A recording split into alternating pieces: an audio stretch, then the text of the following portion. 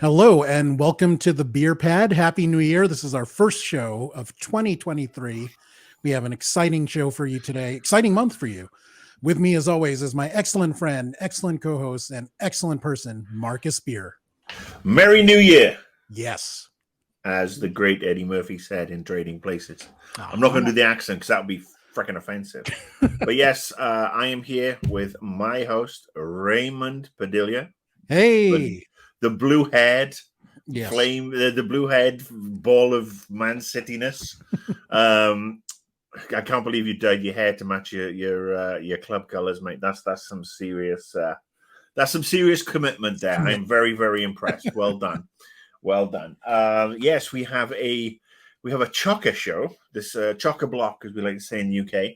We are going to look at our most anticipated movies of the year 2023. Lots of great stuff. Lots of great. I mean, it was actually difficult to get this list down to just 5 each, and we thought we'd have overlap, but we don't. And looking at your list, which you kindly supplied to me beforehand, I didn't supply mine to you because I'm a lazy bastard. There's at least 3 on your list that could easily have made mine, and I think there's a couple on my list that could have made yours. I mean, it should be a good year for us to totally avoid the multiplex. Wait till they come to streaming because we're all going to get COVID again. Wait. Speaking of good years, you recently had some great health news that I would love for you to share with the people out there, if you don't mind.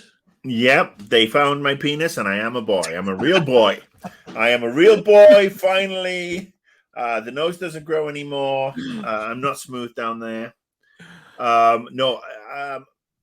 Obviously, as some of you know, I am fighting prostate cancer, and I had my January checkup last week, and they're very happy. Doctors at the oncologist very happy. There's no new signs of anything. All the numbers are holding positive. I mean, it's not whoop whoop dance. It's still there, but much like what's his face, Gerard Butler in the 300.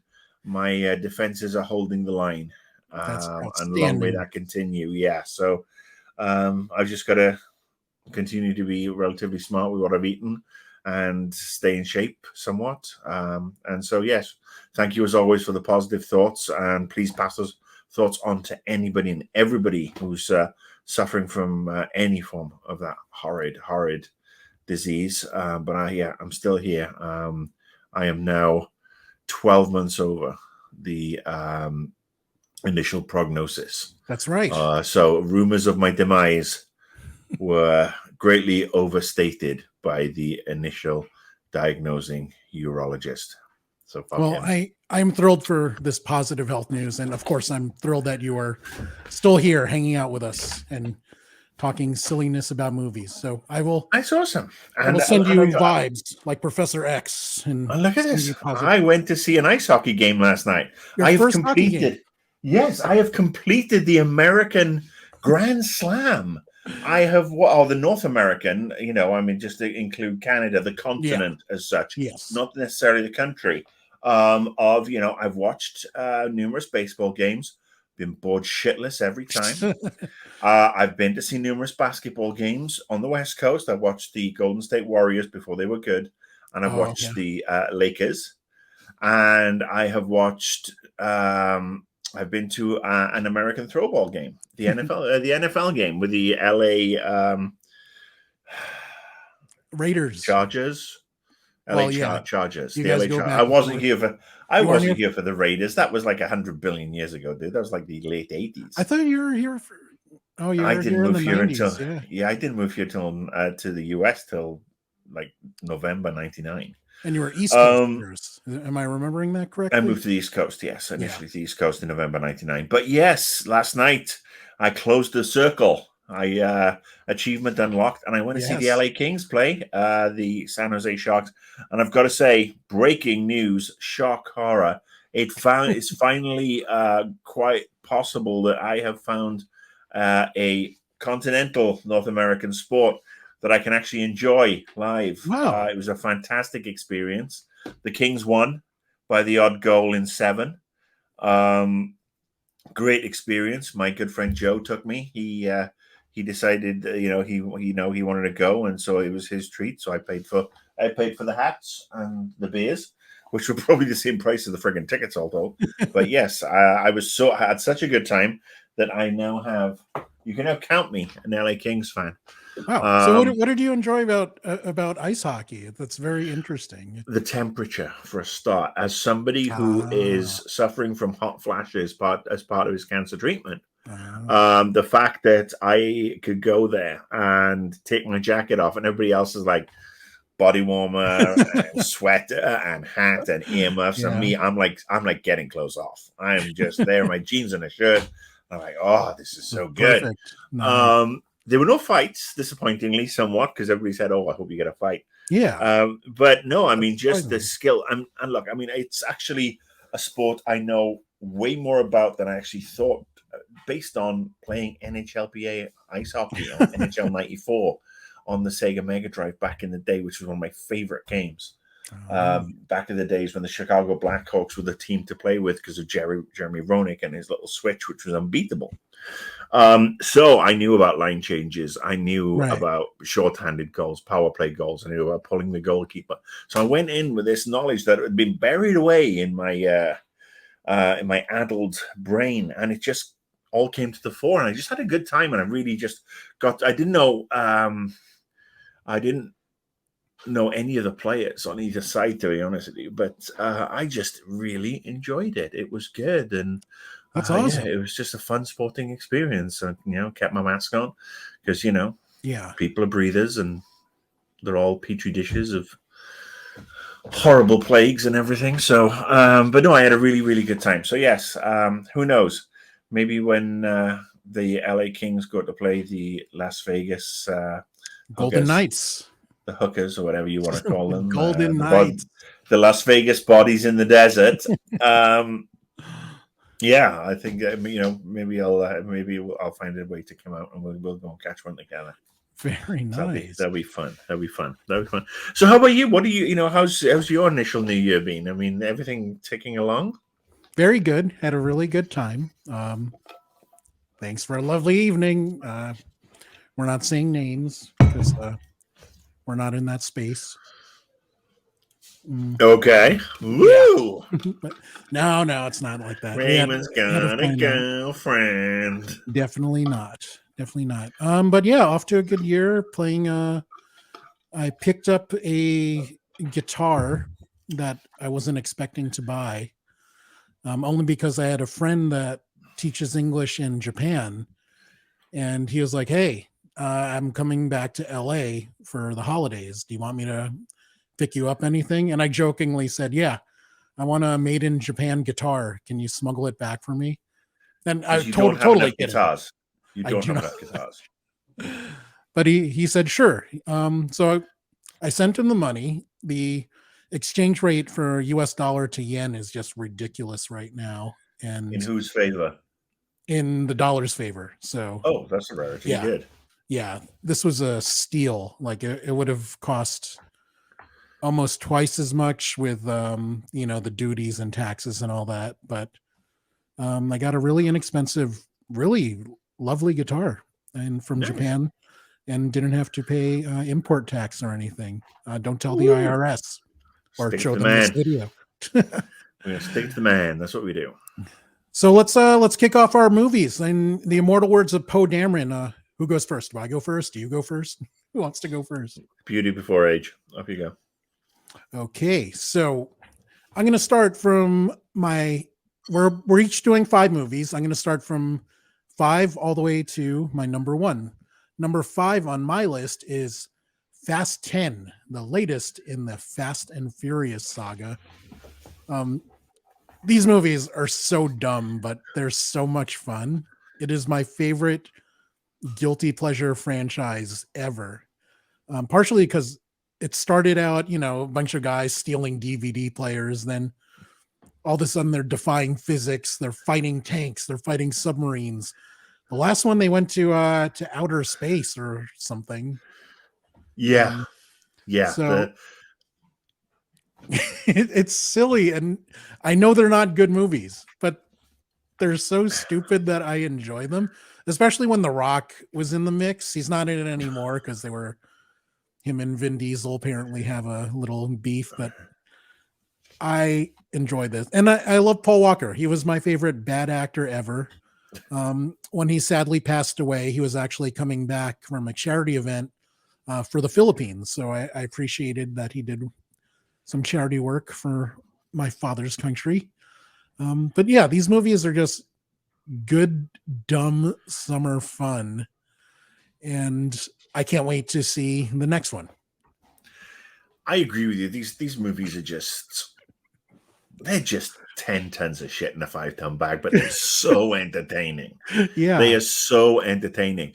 I will say the high point for me of the franchise, I mean, and definitely as they moved from just car racing to these are like heist movies. Yeah.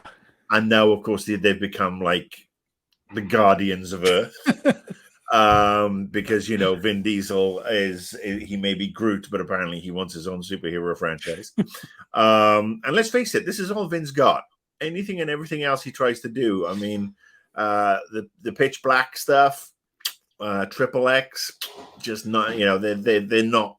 They didn't cut muster in their reboots or iterations. Yeah. And so they always add more and more people. I do think the franchise peaked when you had Jason Statham as Shaw. Yeah. And you had Helen Mirren as his mom. And you had Charlize Theron as the bad girl, bad lady, baddie, whatever you want to call it. But I'll be there or thereabouts. I don't think I'll go see it opening weekend. Because I really don't care about spoilers for this one. I think this will get the Avatar treatment from me. Still haven't been to see Avatar, The Weight of James Cameron's Ego. Yeah. I haven't been to see it. We were going to go see it last week, but it was raining. Here in California, it's been brutal storms. I mean, we've only had, like 8 inches of rain in the first 2 weeks of the year, which is sounds a lot, but compared to what the rest of California, mid and northern California has had, it's nothing. They've really borne the brunt of it, but we basically said, you know what, no, that's not. So I will wait and watch Avatar on my big TV, my big 4K TV and everything. Same. But I think this movie is one that maybe after 3 weeks will go. I remember actually going to see Fast 8 and just sitting in a totally empty cinema. And that was just the best. This is obviously pre-COVID times, but I caught an early showing for in the late morning. Went in, bag of popcorn, bag of peanut M&Ms, Diet Coke, and this is why I've got cancer. And yeah, I just had a great time. So yes, I can totally agree. I have my own version of Fast X for you, or Fast 10. And in fact, I'm going to go with my version, and that would be Mission Impossible: Dead Reckoning Part 1. There's something about this franchise, and like everybody says, Tom Cruise, Scientology. Yes, he's a very creepy individual. Scientology, very strange. But much like the Fast franchise, the first one I thought the first Mission Impossible was great. I mean, it had everything. The cast, it had it had a great director, great writer. Kind of lost its way on 2 and 3, in my opinion. And then 4, from 4 on, kind of just said, you know what, let's go, just go balls out. Let's go absolutely batshit crazy. Let's do these crazy stunts. Let's see what we can put Tom Cruise through. And he sold it. He's bought into it. And for me, they have become a really fun cinematic experience. And so my 10 tons of shit in a 5-ton bag for this summer is Dead Reckoning Part 1, because I'm going to get Dead Reckoning Part 2 next year, apparently. And, I think the movie's gotten so much better when he's added regulars. I mean, Ving Rhames has been there since the get-go. He went away and came back. Right. Simon Pegg came in, and Simon Pegg has done very well. So yeah, I just think it's fun, it's stupid, it's popcorn worthy. Just don't eat the cinema popcorn. Try and get some gourmet stuff. I respect Tom Cruise, and obviously he's one of the last true movie stars out there. But I've never been a Tom Cruise guy. For me, my favorite Tom Cruise movies are Legend and A Few Good Men. But I love this franchise, and it's not something I would see in theaters, but if it comes up on streaming, I'll definitely watch it. Big Simon Pegg fan, big Ving Rhames fan, so I love his supporting cast there. But yeah, I can totally see the appeal of it. It's just not my thing. Yeah, I do want Simon Pegg to reunite with Edgar Wright and Nick Frost for one last Cornetto movie, and I actually think that this movie stands them in good stead because they've done Zombie Apocalypse, they've done the big action movie, they've done the Aliens. End of the World, yeah, but they haven't done the spy genre. So Simon Pegg, Edgar Wright, Nick Frost, I know you're watching.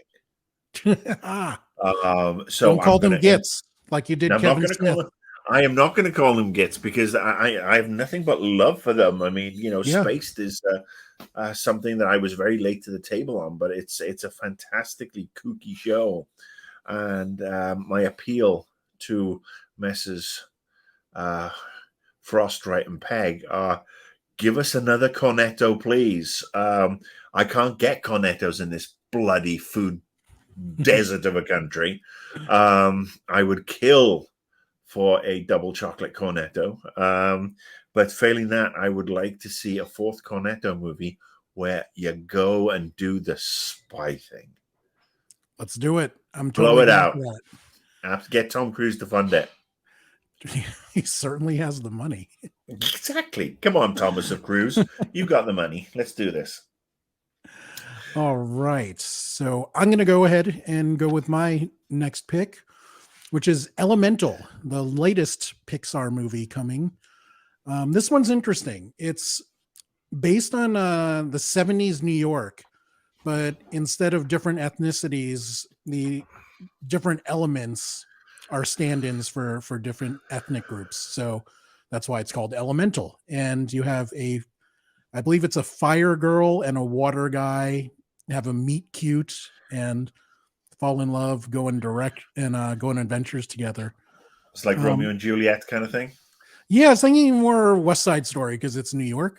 But yeah, West Side Story is based on Romeo and Juliet. I mean, so I've not heard of this movie, so that's why I'm like, and so I'm actually interested because first of all, setting it in 70s New York, how the hell are they going to? I mean, they're going to have to sanitize the shit out of it. Because look, no offense to New Yorkers, but as anybody knows who's watched a Scorsese movie or even a bloody documentary about 1970s New York, it was the murder capital of the world. It was an absolute shithole. It was. Times Square wasn't the sanitized thing that you see today. It was. You go out after dark, you take your life in your hands. So it'll be. I'm guessing it's not that version of 70s New York. It's a very very safe version. But look, I've got nothing but love for Pixar, obviously, because of what they've done. So this one you put on my list. When is this coming out? Is it later in the year? I don't know, but I will. I'm putting you on the spot here because that's what we do. Yes. Elemental is coming out. Expected June 16th, 2023. Okay. Good summer movie. I loved Soul. Yeah, which was a beautiful Pixar movie. Soul kind of saved the sort of like 2020 pandemic Christmas that we all went through. I had big hopes for another movie on that day that was coming onto streaming that was going to drop, and that was Wonder Woman 1984. And since that really just nearly killed my desire to watch another movie again, we dumped out of that one and went to Soul, which had dropped on Disney Plus that day. Yeah, that movie, it soothed my soul. It uplifted my soul. I got to admit, the Toy Story franchise kind of like just died on me after the third one. I was like, didn't want to see one after two. Never got into Finding Nemo. Never got into Cars. Incredibles 1 was beautiful. Incredibles Pretty 2 was just perfect. disappointing. I love Monsters. Monsters is Monsters Inc. Yeah, Monsters University not so much in my book. Ratatouille. I enjoyed quite a bit. Never seen that one, but I mean, Up was another one that was just great. Oh my god! Yeah, I mean, I haven't seen Inside Out. So yeah, I didn't watch Lightyear. I haven't watched Lightyear. I mean, I'm sorry. As much as I really don't like Tim Robbins as a human being, I think he's a faculent man bag of shit. And he unfortunately is Buzz Lightyear. And right. Tim Allen. Robbins. Tim Allen. Oh, sorry, Tim Allen. Yeah. Tim Robbins actually is a wonderful human being who is a very, actually, it really is a wonderful human being who has done a lot of activism. So I apologize to Tim Robbins, but no, I'm going to go to say, and Tim Allen is the faculent walking bag of man shit, because of his views on various things. Yeah. And he single-handedly ruined the Santa Claus for me. I couldn't watch that new series because of just his bullshit lines that he snuck in there. But yeah, he is Buzz Lightyear, and Chris Evans is an infinitely better human being. Chris Evans is an infinitely better actor, but unfortunately, he's not Buzz Lightyear. Yeah, that's fair. So, I mean, and I'll just take this back to, it was a fucking bad idea, a bad movie. They should never have made it. Just let it be. Let it be. I do want to take a minute to talk about Elemental's director, Peter Sun.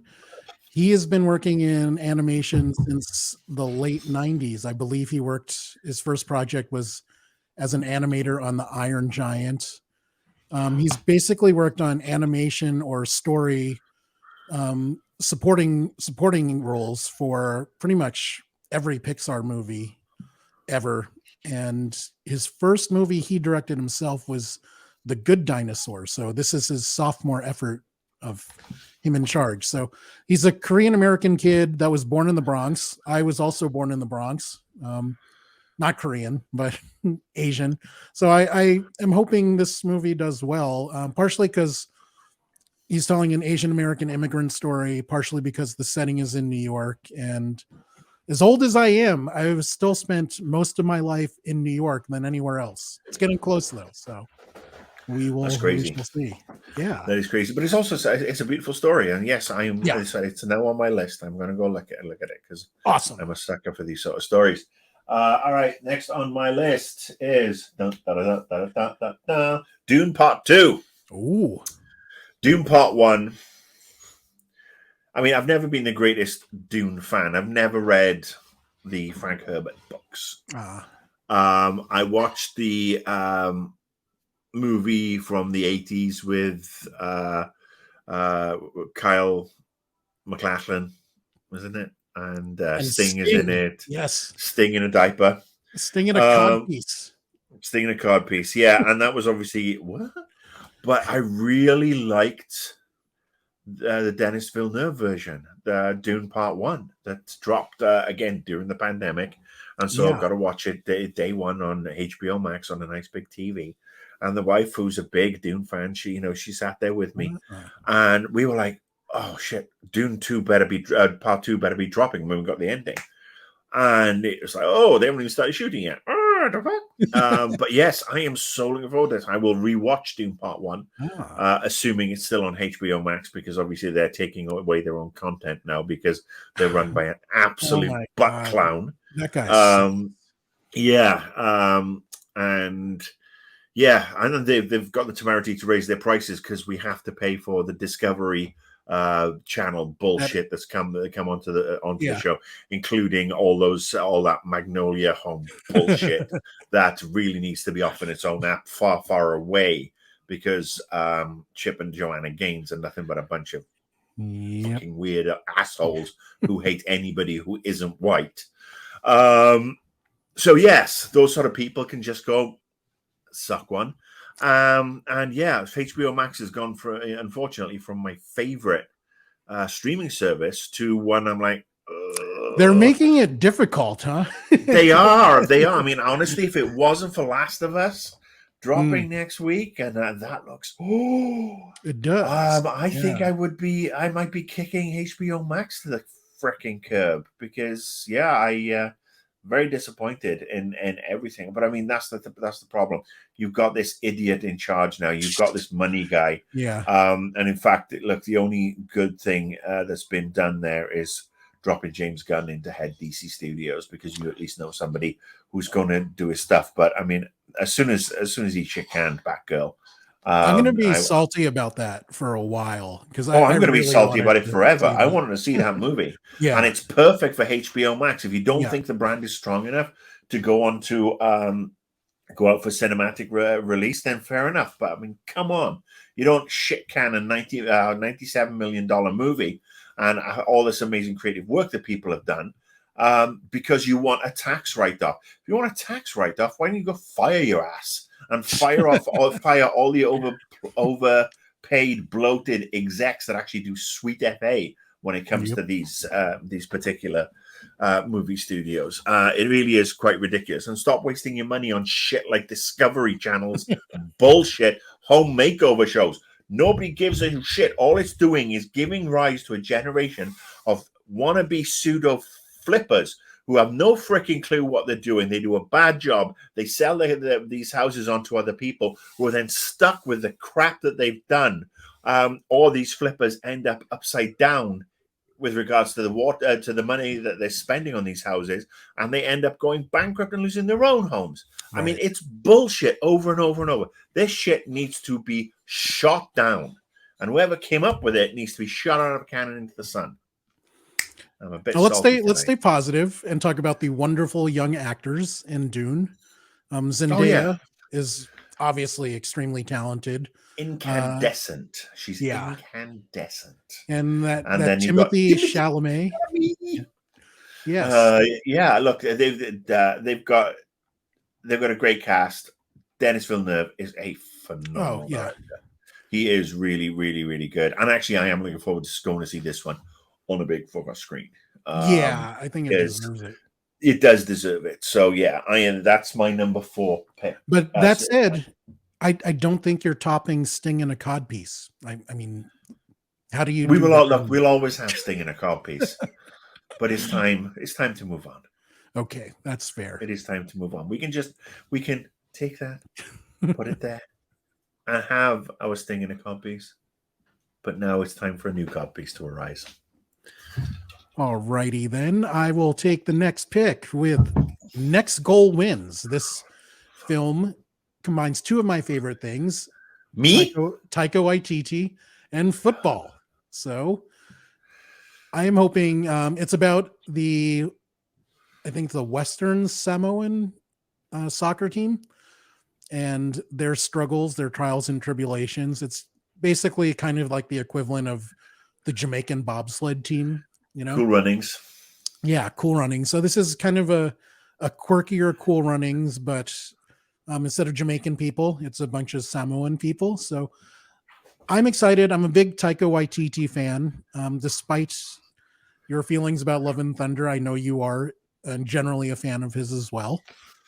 And I'm excited to see his take on this. This was a documentary series, I believe, before, and he's gonna, put his own spin on it, add his quirky sense of humor, and it'll be cool to see more Samoan culture in a mainstream picture.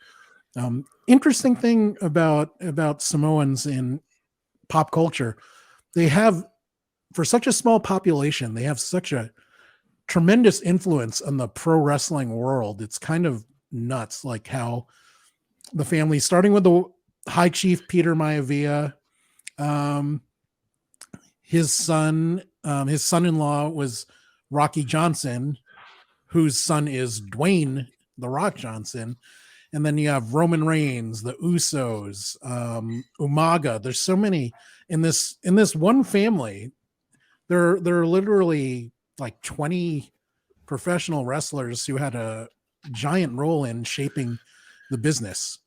But, as much as they are a big presence in the pro wrestling world, they are not a big presence in the movie world besides from Dwayne.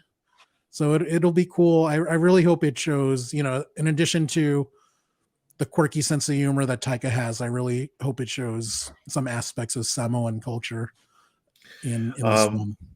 So, speaking for a member of a country whose side has been beaten by Western Samoa when it comes to rugby more than once, because Western Samoa have a cracking rugby team, as do all the Polynesian islands. I mean, Western Samoa, Tonga, Fiji in particular are, the World Sevens champions over and over in rugby. In the 15-man game, they're always a threat. Tonga is a team that will just bury you in the hardest tackles you'll ever have. And Western Samoa, who actually combine the hard tackles of Tonga and the ball handling of Fiji to really be a force to be reckoned with. And unfortunately for all the Polynesian islands, they have consistently lost their top talent to New Zealand, to Australia, New Zealand and Australia, because that's where the money is. Right. And it's, they get these players go over at a young age, and then they get qualified in residency and get to play for New Zealand and Australia. New Zealand in particular have been very, very naughty about this over the years. But yes, I'm looking forward to seeing this because obviously it's footy. Yeah. Down with footy. Western Samoa, beautiful part of the world. Yeah. Would love to see more about it. I just hope Taika Waititi can rein his shit in. Well, I mean, he just needs to just rein it back a little. Just a little. Take it back to Ragnarok. Thor Ragnarok. Take it back to that level.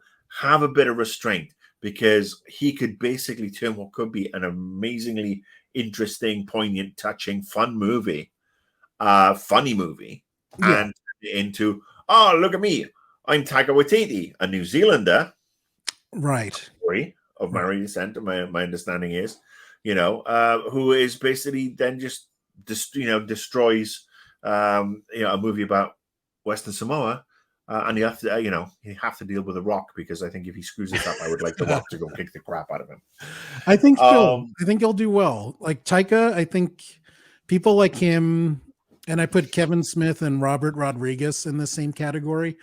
I think they do better with smaller budgets. So, maybe Love and somebody to just hold them in place to say, "Come on, buddy, come on, yay!" Just bring it back a little. I just think he's a better storyteller with things like Jojo Rabbit and What We Do in the Shadows, as well as he did with Ragnarok. I just think his wheelhouse isn't in these small budget films that tell unique stories. And I'm hoping that's what we get with Next Goal Wins. Fingers crossed. Yeah. All right. My next one is bizarrely also a little indie. With starring Adam Driver, and it's 65. I say when it's a little indie. I don't know who's releasing it. It's probably got a hefty budget because of its special effects, but it just looks so much fun. Adam Driver is space pilot dude who is transporting a ship full of humans in cryogenic stasis and gets hit by a meteorite, and something happens and he crash lands on a planet, and it turns out that the planet is dun dun dun Earth 65 million years ago. Hence 65. And so it's Adam Driver with all his chiseled good looks, moodiness, and floppy hair, up against a bunch of velociraptors and T-Rexes and everything like that. Plus, there's a little girl that he has to shepherd through, who is one of the last survivors of the survivors. Right. So, yes, it looks absolutely batshit bonkers. It's coming out in March, so in 2 months. Right. And, this came out of left field, and I actually got this mistaken for the Adam Driver movie that hit on Netflix a couple of weeks ago, the Noah Baumbach one. Right. Started watching it, quickly realized this is not the movie I was looking for, and it's not the movie for me because, you give me Noah Baumbach, I'm going to give you a rash or a vomit or something like that. He's just not my cup of tea. He tells a certain type of story, and good luck to him. So I was out the door. The wife watched it, and she came in afterwards because I was in here playing games, and she said, well, you know that movie? Yeah, you would have fucking hated it. So, yeah, I'm done. So, 65 is the magic number for me because, you can't go wrong with Adam Driver.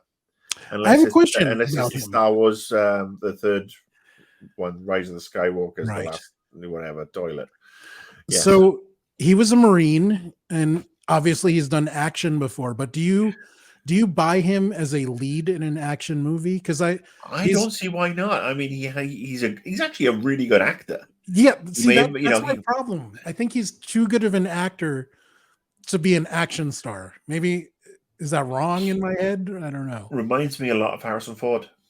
Ah, he reminds me a lot of Harrison Ford back in the 80s and 90s, right. where he was taking, while he was doing Blade Runner and he was doing Star Wars and he was doing Indiana Jones, but he was also doing Witness and he was also doing Presumed Innocent and The Mosquito Coast. All these films, and that's who Adam Driver reminds me of. Not in looks, but in he's an excellent talent. Right. He was a Marine, right. Which was, he then kind of got into acting after leaving. Harrison Ford was a carpenter. So, and, who then, tried his hand at acting. But yeah, I think that, and plus Adam Driver is Harrison Ford's son. I mean, that's right. And he killed him. So there you go. Spoilers, everybody. So yes, I think that Adam Driver, I think he can carry it off. He's got the chops. He's got the physicality. And I just hope that he has the that bit of nous to play this up, because this looks like a fun, campy movie. And after the disappointment of the last two, in particular, Jurassic World, Park, Universe, whatever movies, I'm looking for some dinosaur action that's going to be entertaining, not miserable as fuck. Fair enough. Now, moving on to my next pick is The Marvels. This is by far the MCU movie that I've been looking forward to the most for the last couple of years. I'm a big fan of the Captain Marvel movie, even bigger fan of the Ms. Marvel series. I believe, and if you haven't watched our favorite shows of 2022, Ms. Marvel was my top pick, so go ahead and watch that. And it was one we were both in agreement on it as one of the best shows. I don't think it made my list, but that was simply because you hit it. Can't wait to see what they do with this movie.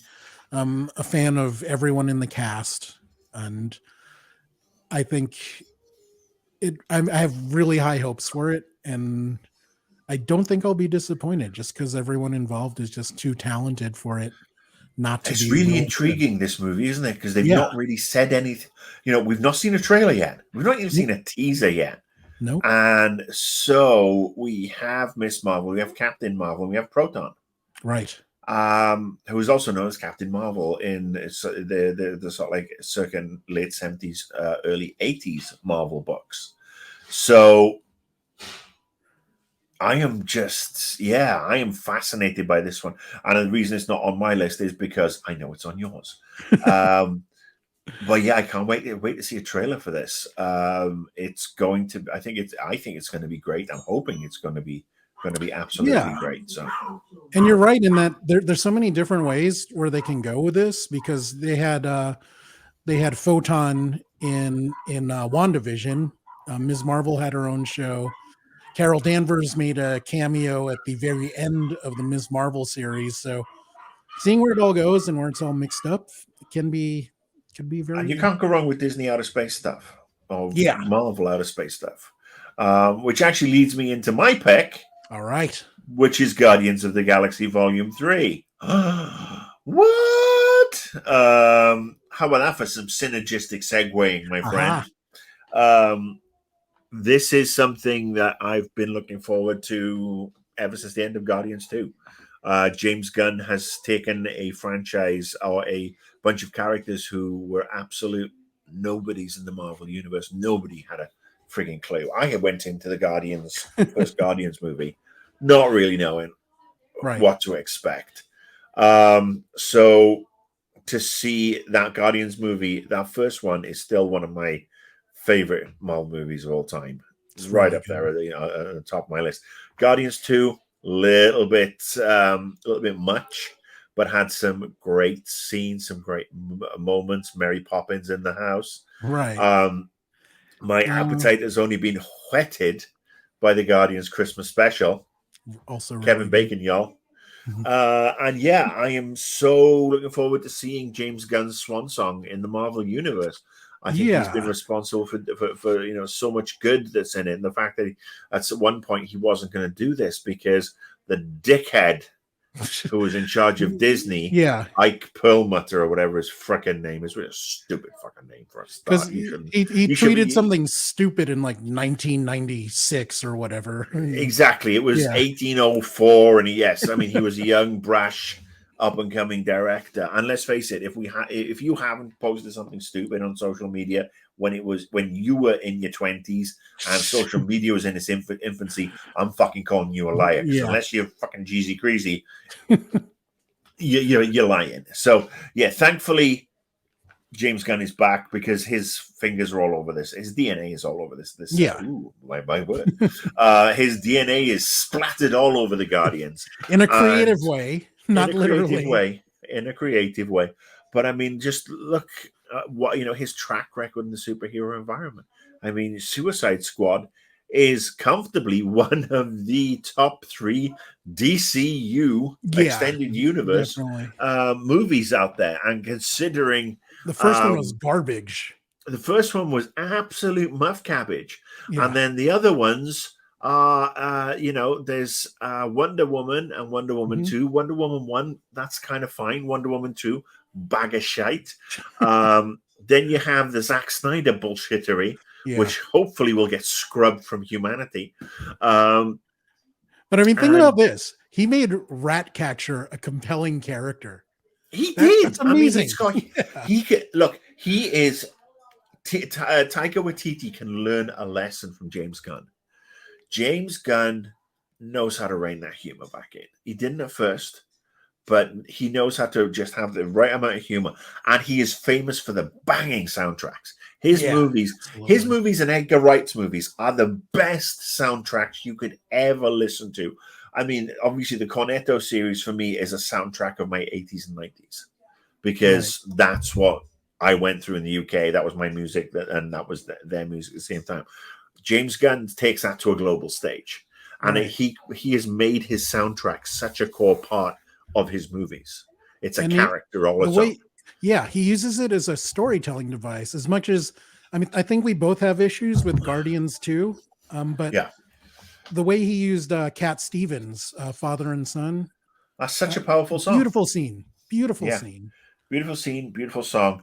Yeah. So yes, Guardians is that's actually my number 2 pick because we know this is Drax's swan song, Dave Bautista. Yeah.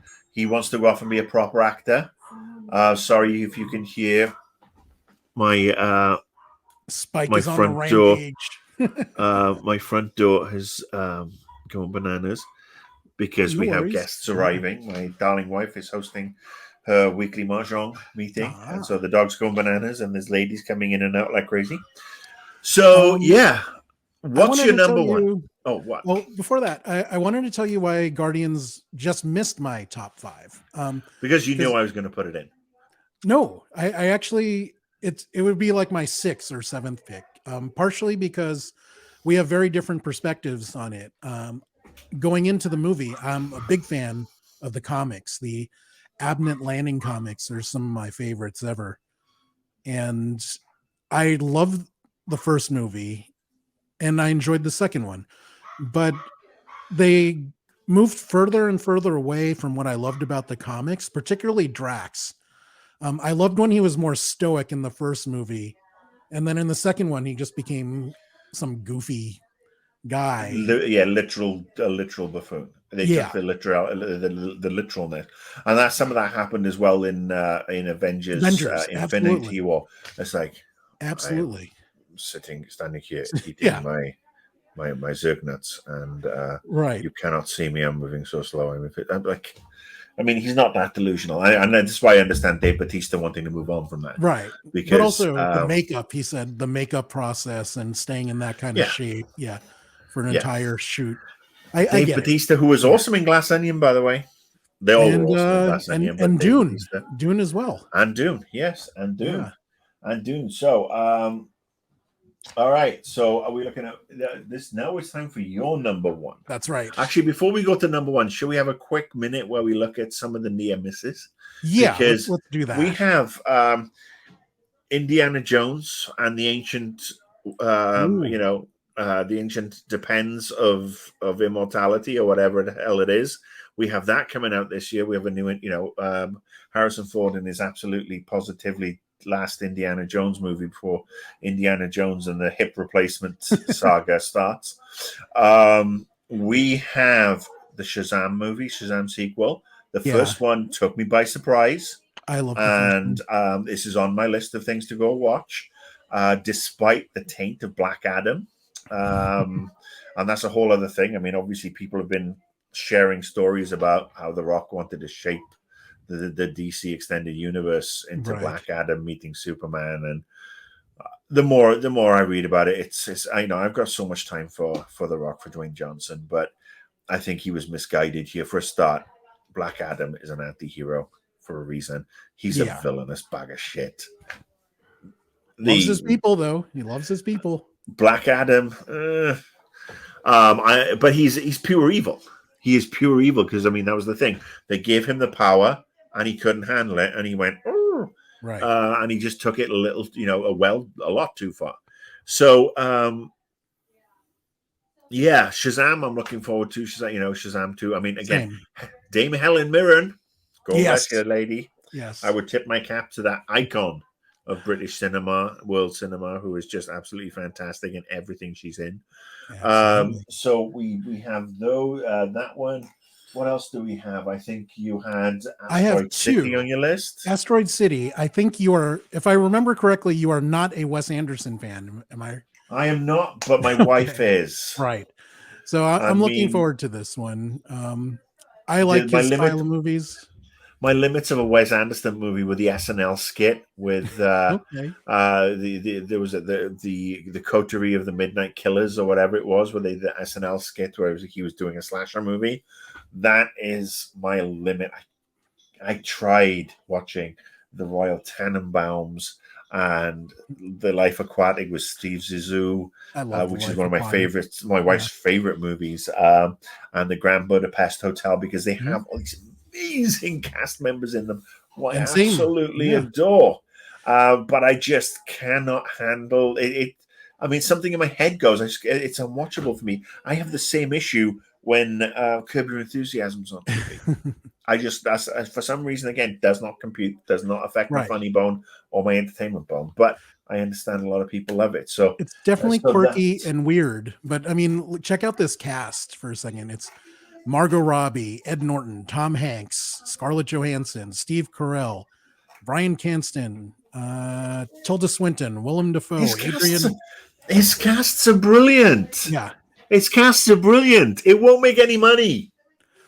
No, it'll go the same way as Amsterdam. It'll go the same way as Babylon. That were two big films that were, the big budget films that were supposed to hit. Also, including Margot Robbie, who is everywhere right now. Yeah. So yeah, I appreciate that you're looking forward to this. But. Well, yeah, I know it's not your cup of tea, but maybe the pick that just missed my top 5, maybe this will go with Shauna to watch it.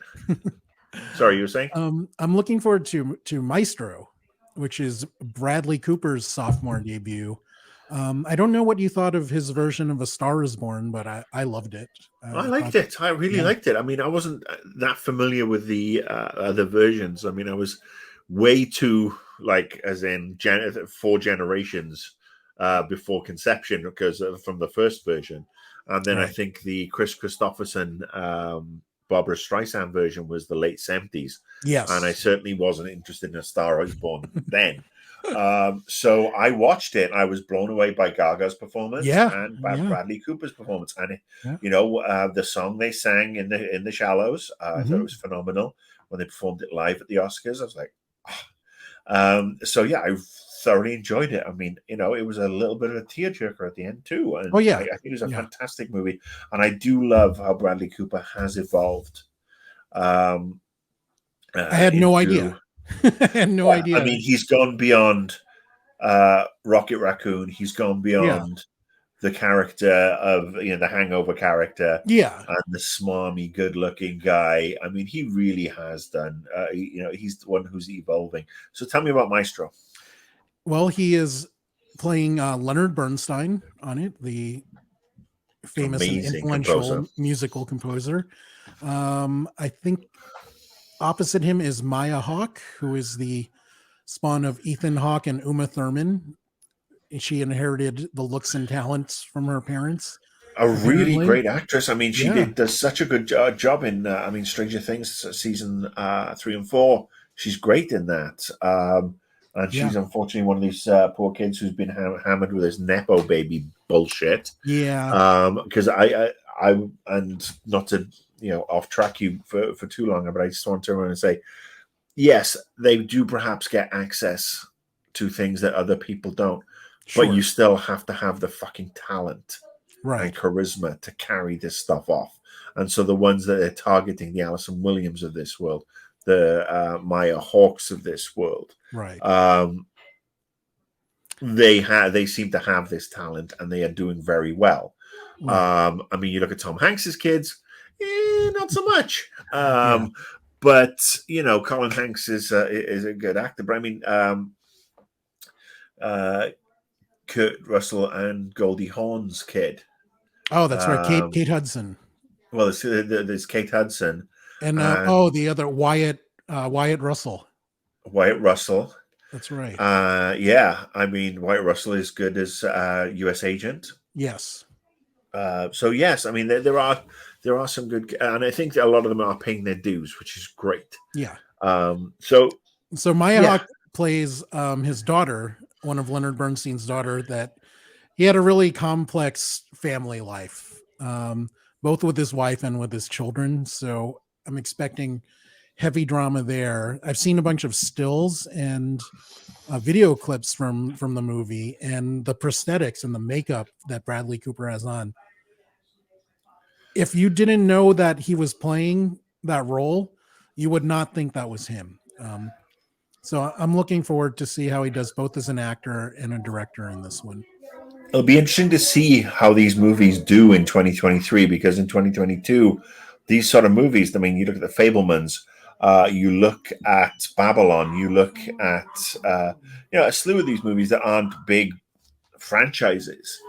Right. And they've all taken a pounding at the box office. I think it's because we've all had such a shit sort of like 4 or 5 years that we all want to go to the big screen and be dazzled and entertained. And we want to see stupid shit like Fast and Furious. Yeah, I mean, but I'm hoping that we can all go back to seeing some quality movies. So I've been as guilty of it as everybody else, but that's simply because I am so happy to watch these movies. Since we last talked, I mean, The Menu. Watch The Menu.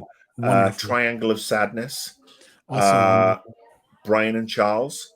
That's 3 indie movies that I watched over the holiday season. Same. And had I watched them before I got to our list, those 3 would have made my list. Triangle of Sadness. Definitely for me, Triangle of Sadness. Yeah, Triangle of Sadness is fantastic. The Menu, freaking amazing. Yeah. Brian and Charles is just so touching. Yeah. So yeah, I mean, I think you're right that it was part of the post-pandemic movie-going experience that we just wanted to see some dumb, fun shit. Yeah. And I usually do watch more indie films than most of my friends do, so I looked at my picks in retrospect and I'm like, wow, I really watched a lot of dumb things. I think we both did, but I mean, we perhaps will need to set the example of I mean, dumb fun shit is the big stuff that we're looking forward to. But I mean, Maestro, yes, I was fully aware of this movie and it just slipped my mind. So that's one that I'd love to go and see. Sweet. Obviously, another one for another movie that's going to be extremely popular is John Wick Chapter 4. Oh yeah. I just don't know about this one. I love Keanu, but I mean, Parabellum. I mean, John Wick 1 was fantastic. John Wick 1, there didn't need to be a John Wick 2. which was, and it was that with John Wick 2 was okay. John Wick 3 Parabellum was like, oh look, we're giving him his passport. He's fucking off to the desert. Okay, this one, where's he going? Mars? I don't fucking know. It's just they need to end the John Wick saga, and I mean, it's not on my most anticipated list. I don't even know if I will go and see it, or I might wait until the movie's on that one, to the home streaming on that one. There is another movie that should be ticking, the boxes of the gamer in us. Okay, but it's certainly not for me, and it's Super Mario Brothers. Yeah. With Chris Pratt, Anya Taylor-Joy. Yeah, and if you look at that new the new trailer, I mean, Chris Pratt does "It's a me, Mario," and it really just falls flat. I mean, I am getting like really bad vibes about this. I mean, Illumination do such good stuff. I mean, the Minion stuff. I mean, I even like Rise of Gru, for God's sake. I like Illumination, but this might be the miscasting to end all miscasting. I mean, Chris Pratt is, he was actually one of the problems for me with Guardians of the Galaxy 2. And anytime I see him in a Marvel movie now, he's just one of the problems in that there's a perceived ego or something that he brings to these characters that was charming in Guardians 1 and indeed Jurassic World, that goes to literally it's just become annoying in every single sequel appearance with his particular characters of Star Lord or whatever. So yeah, I mean, despite him, I'm looking forward to Guardians 3, but this one, I don't know, dude. I mean, how do you feel about this? You're into this Nintendo shit more than me. I am. And you know what? I have never had a desire to have more story than what the games have given me.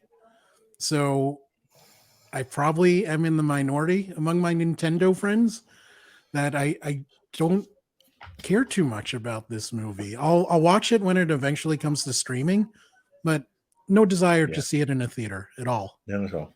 All right, so I'm going to throw one last one out there. There's a curiosity, and it is a Margot Robbie. Is it Barbie? It's Barbie. Simply because this film does not compute in any way, shape, or form. For a start, it's written and directed by Greta Gerwig, who is a more serious auteur type filmmaker. She did Little Women and has done a bunch of others. Lady Bird, that's another one. But she's also been in movies like Arthur. So, No, I mean, but again, that wasn't her directing. I mean, and yeah, I mean, there's only two good things in Arthur. It was her and Dame Helen Mirren, and that was about it. The rest of it was just horrible. I love Russell Brand. Classic. I love Russell too, but he's getting a little crazy. I don't know if he watches YouTube stuff. Forgetting Sarah Marshall was probably his high point of his movie thing, and I got a lot of respect for him. I met the guy; he's a really genuinely nice guy. Yeah, smart. I've read his books. Yes, Bookie Wook and Bookie Wook 2. I've read them. I've read them too. But yeah, so let's look at Barbie. It's got Ryan Gosling as Ken. Yeah, which that makes total sense. But I mean, this is a huge gamble for both lead actors to play these pieces of fucking plastic. The trailer that's dropped, the teaser trailer, looks really like okay. There might be some serious humor, and also for me, I mean, it's very fascinating because it's got Ncuti Gatwa in it. Yeah. Who is the new Doctor Who? He is the new Doctor. He's the 15th Doctor now. 15th? I think it's the 15th. 14th? You would know better than I would. We'll save that for the best TV shows that we're looking forward to in 2023, which is the next episode. But yeah, I think this one is totally fascinating. I am not sold on it enough to put it on my top 5 list, but it's one that I can't wait for the reviews. I'm kind of trepidatious about it. Yeah. But if the reviews are halfway decent, I'm there first weekend just to see it and laugh. I think we're both like more curious about it than anything. For me, primarily because of Greta Gerwig and what she's done as a creator. And the cast is obviously talented, but it could be interesting. It could be stupid. Fucking disaster of biblical Yeah, proportions. yeah. But what a glorious ride it would I'm be. excited to find out. Yeah, absolutely. All right. So, my friend, All right, so let give us us move your on. number one.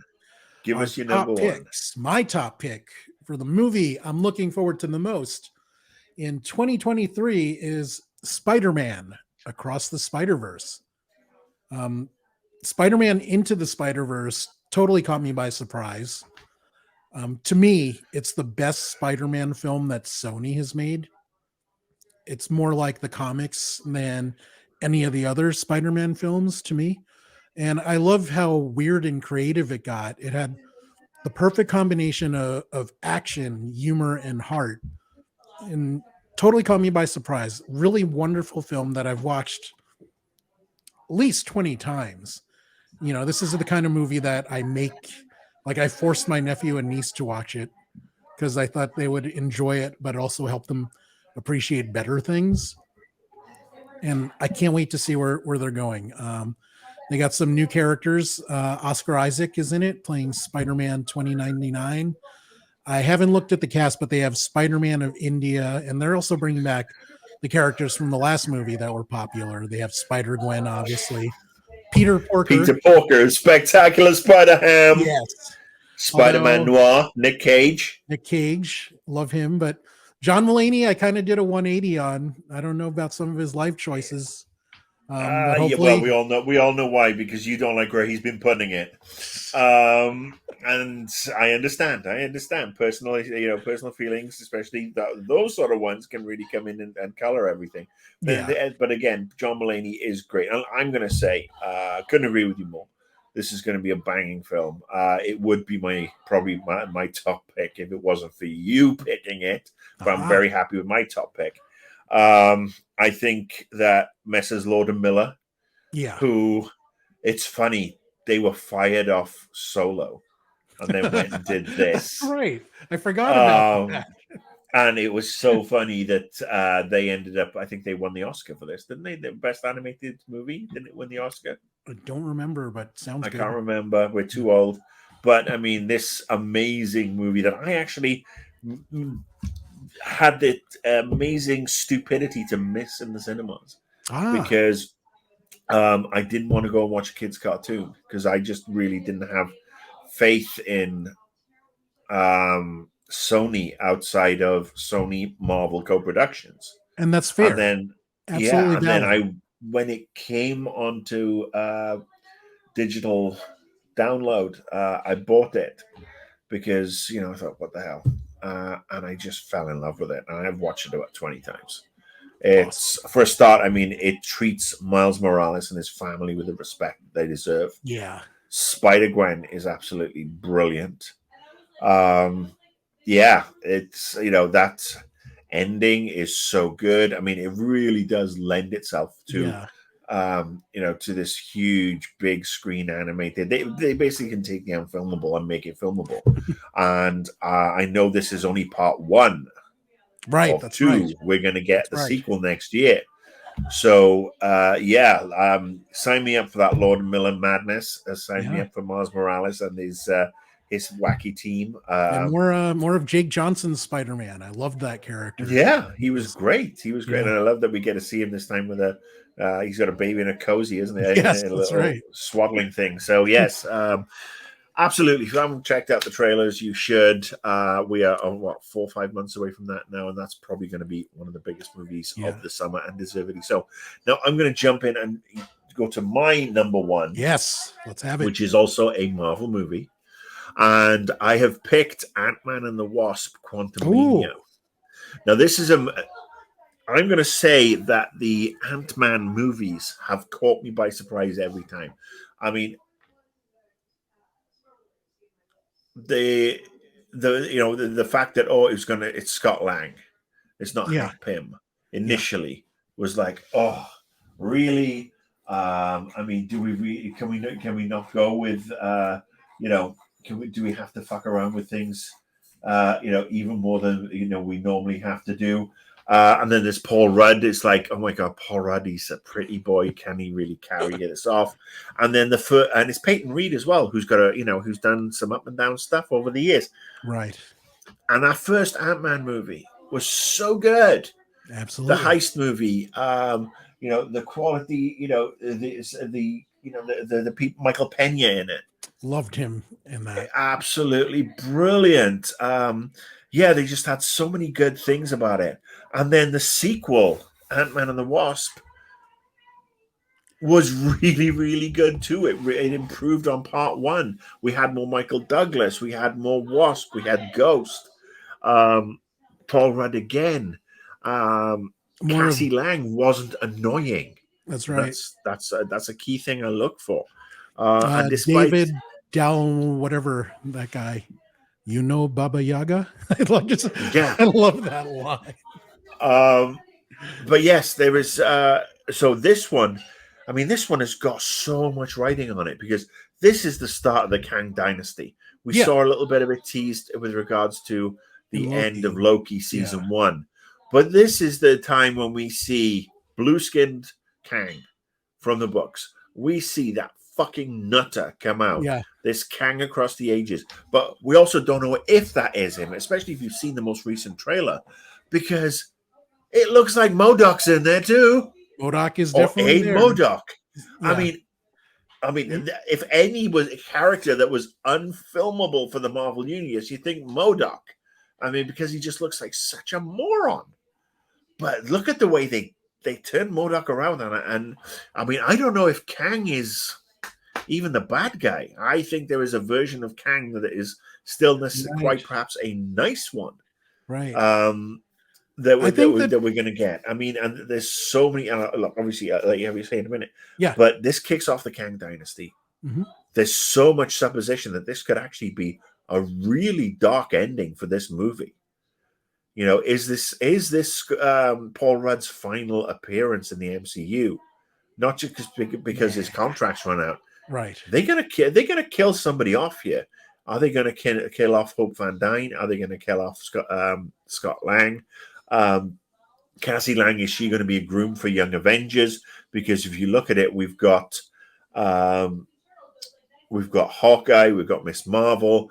We've got these characters who will come through from Young Avengers. I think the only thing we're missing right now is Hulkling.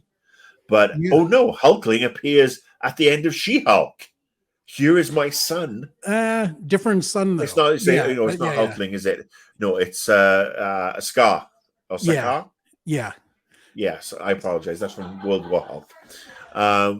But still, all right, so we have a next generation Hulk, my point being. Yeah. So yeah, this one to me could be what Iron Man was, that's 12, 13 years ago when it kicked off the MCU. Setting up this could be the seismic move that leads into the Marvels and everything else, because there's going to be some crazy shit. And every time I hope there's no more trailers. It looks visually stunning. Absolutely. The choice of music, Goodbye Yellow Brick Road, a version of the Elton John classic. It was just absolutely hairs on the back of the neck. This one has to be seen in a big fucking cinema. Yeah.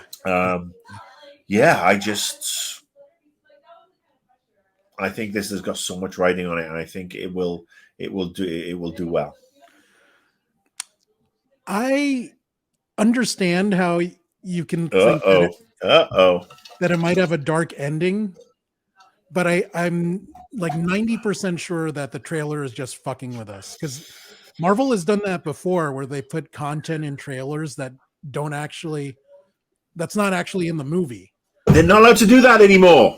Oh, they're not? They are not allowed to do that. There is a lawsuit that was actually against Universal Studios for for basically including Ana de Armas in the movie yesterday.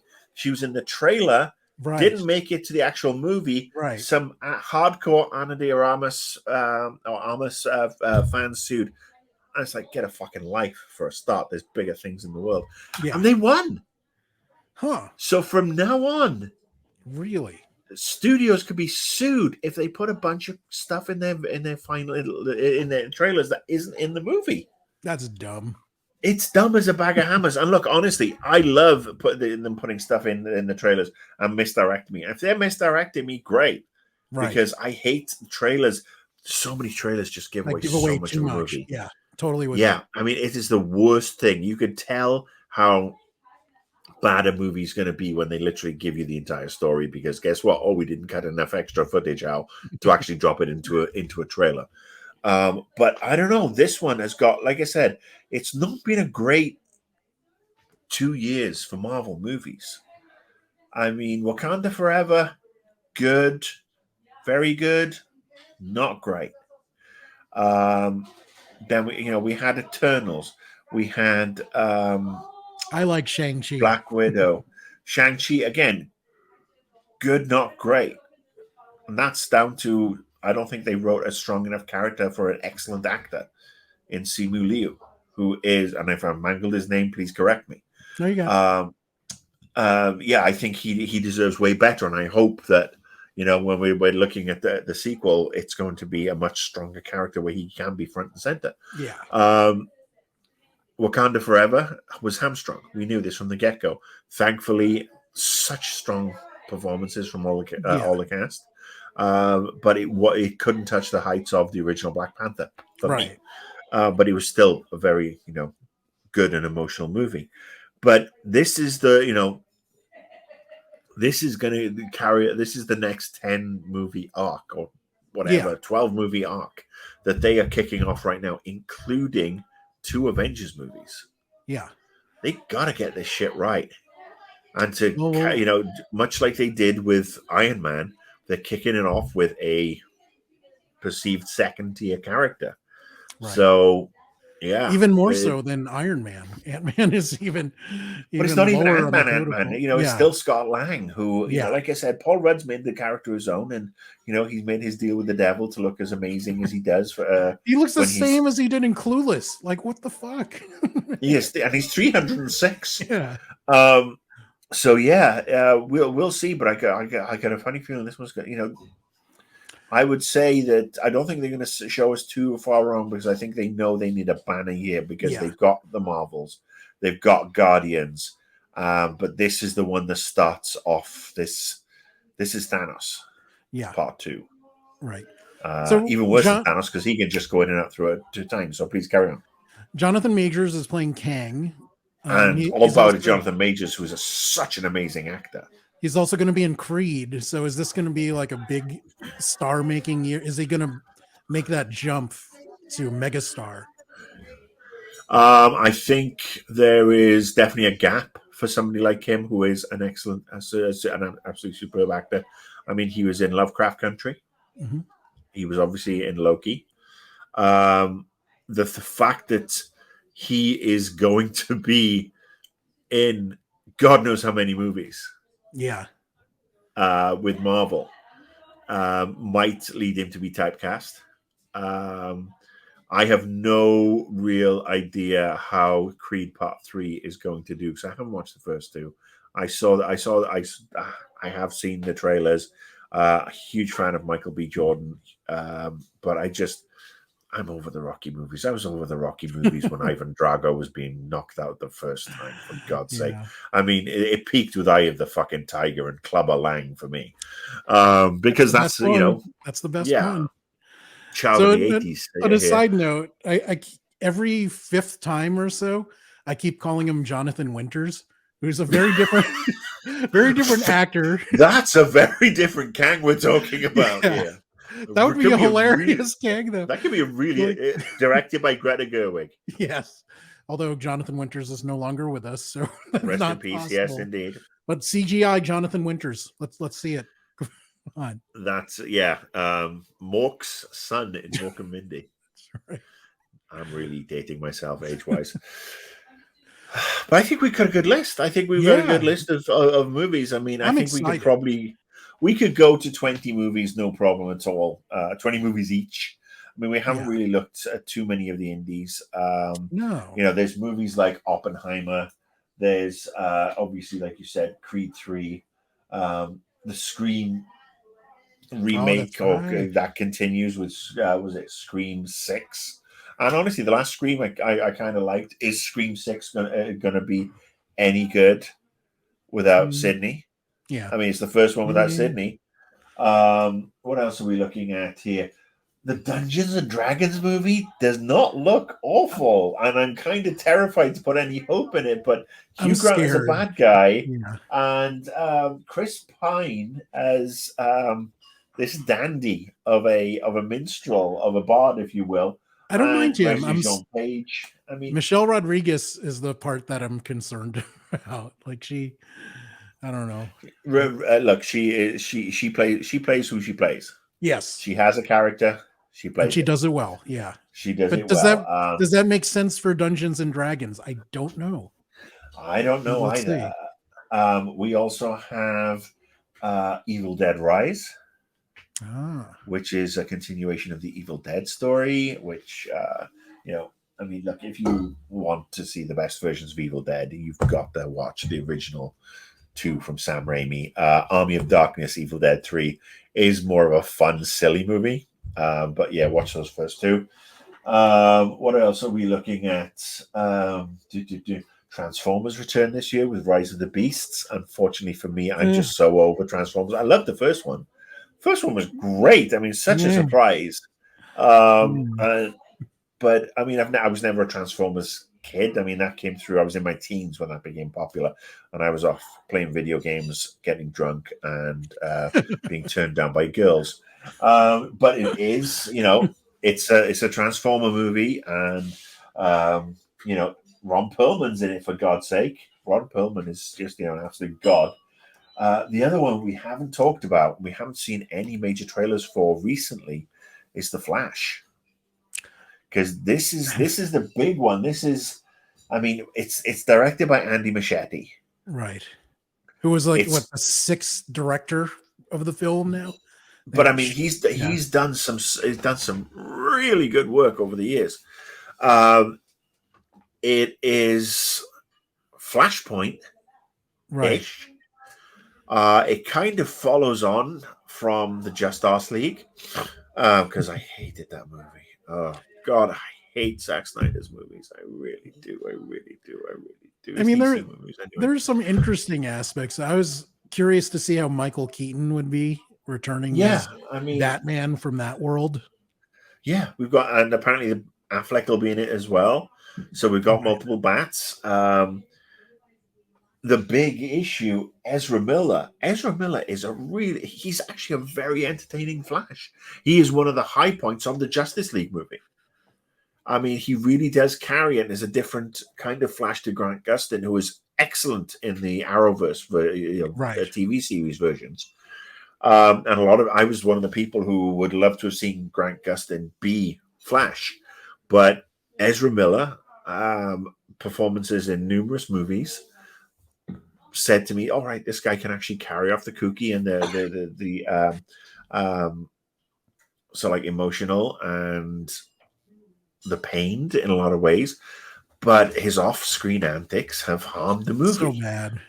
But I mean, if he made his apologies back in I think at the end of September. And he's allegedly been in therapy and doing He's better. been in therapy, and they. Sorry, I say hey. It's him. It's they. I have to recognize the pronouns. So they are in therapy, and they seem to be doing a lot better. There's no more crazy coming out of them, and here's hope. And I don't say crazy as in mental issues. I mean crazy as in, dude, just fucking behave. So yeah, I mean, you just want this. You want this to work because the Flash is a great character, and this is very intriguing. And great character, really talented actor, amazing cast, great director, interesting story. I want this to do well because, again, as far this is probably the last time. This is his last chance. If this movie bombs because of what he's done, he's finished. I mean, he was in the last Fantastic Beasts, and well, again, he was, he's good in that character. That franchise is now dead. I mean, people will not go and see this stuff if you are becoming a dick. So they need, and again, I'm not very good on the pronouns thing, so I keep on saying Same. he, and I apologize.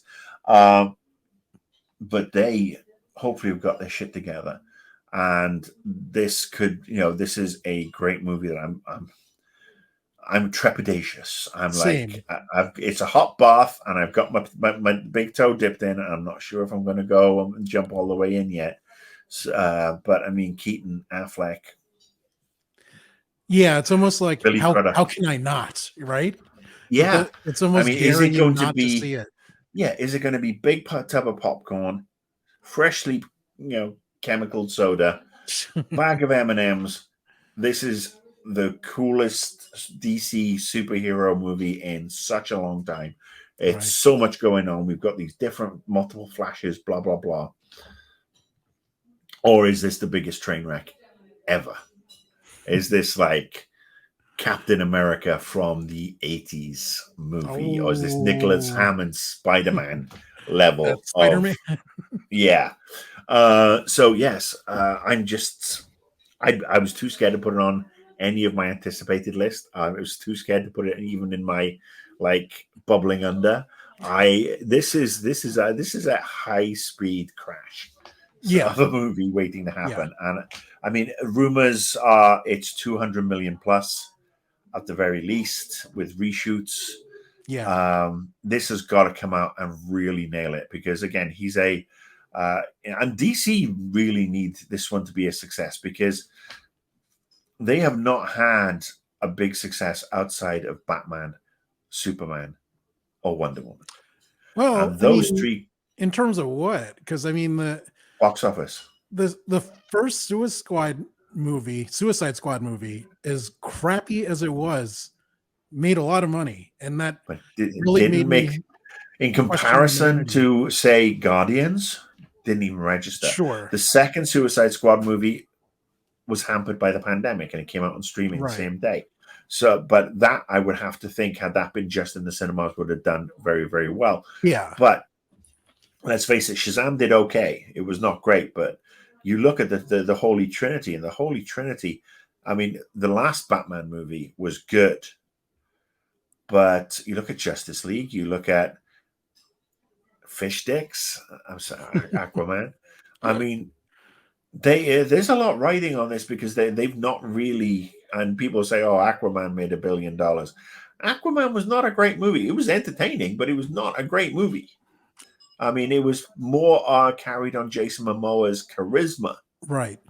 Okay, and so Jason Momoa's charisma can only carry you so far. How much money do you think Suicide Squad made? The first one. The first one, 600 million. Nope. 700 million.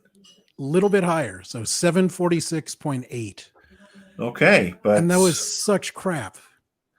Yeah, but I think it was the start of DC coming in to go toe to toe with Marvel. So we were all excited about it. We were excited about Will Smith as Deadshot, Margot Robbie as Harley Quinn. I'm not a fan of Will Smith, but back then he is a draw. He is a big draw. Yeah. So But I mean, Harley Quinn, Margot Robbie, that seemed to be a character she was born to play. But the Harley Quinn sequel, not that great. So yeah, I mean, DC, I think they're in good hands. We've discussed this before with regards to who's leading them moving forward. But it would be nice to see this one as a hit, and that if that means that Ezra Miller has gotten their act together and they can lead this movie and their career can be revitalized and they can make the apologies and the restitutions that they need to do. Because let's face it, they have issues that they apparently are working through. Yeah. But there are people who have done way, way fucking worse in Hollywood who are making a lot of fucking money who shouldn't be. So wait, that reminds me, isn't there a Roman Polanski movie coming out this year or something? Something like that? I don't know. Yeah. I mean, it's just Woody Allen year in, year out. Yeah. I mean, yeah. I hope it's a good movie. Because I want to see a good Flash movie. I really want to see a good Flash movie. Same. I really do. And this idea of this version of Flashpoint. I want to see Keaton in the Batsuit again. And we're not going to see that in Batgirl. No. We are not going to see the Firefly character, which was what's his name from the Mummy. Oh yeah. That welcome to old and senile guys on doing videos because oh my Mummy, God, Brendan Fraser. Thank you. Mental block. I mean, the whale is something that's supposed to be really, really good, and I think that's due to come out soon, if it hasn't already. But yeah, let's see. We'll see. Well, I think it's going to be an exciting year for movies. Of course, we want to hear what movies you guys are looking forward to. So send us a tweet, leave us a comment on Facebook or YouTube. All our socials are up there, so please subscribe, like, and all that good stuff. And stay tuned for our next episode where we'll be talking about the TV shows that we're most looking forward to in 2023. I wonder who I will pick. Who? I wonder, Doctor. So thank you for watching the BeeRPad. We will see you next time.